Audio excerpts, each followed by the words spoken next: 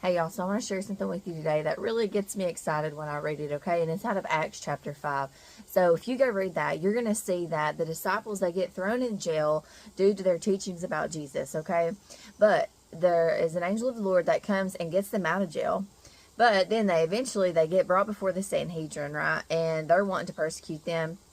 And there is a man, and it says that this man is a doctor of the law. His name is Gamaliel, and he's a doctor of the law. And he goes before the Sanhedrin, and he says, hey, listen, there was other men that tried to rise up before these. One name was Theudas, boasting of himself to somebody, to whom a number of men, about 400, joined themselves, who was slain, and all as many as obeyed him were scattered and brought to naught.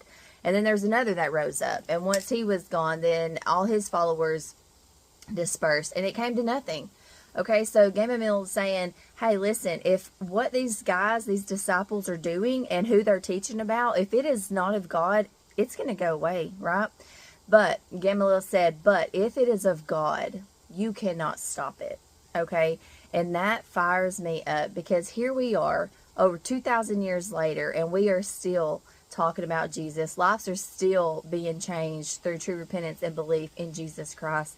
Okay, so I just want to tell you today, go get in the Word and read, study the book of Acts. I'm talking about Acts chapter 5 today, if you want to zone in on that. But Gamaliel says, hey, you know, if what these guys are doing and women are doing is not of God, it will come to nothing. But if it is of God, you cannot stop it. You will only find yourself fighting against God himself. Okay? So think about that, guys. We're still talking about Jesus 2,000 years later. Lives are still being changed. Look across YouTube or whatever, all these young people that the Lord is raising up for his glory, right? To share his truth. And if that isn't proof enough that Jesus is who he says he is, then I don't know what will be, okay?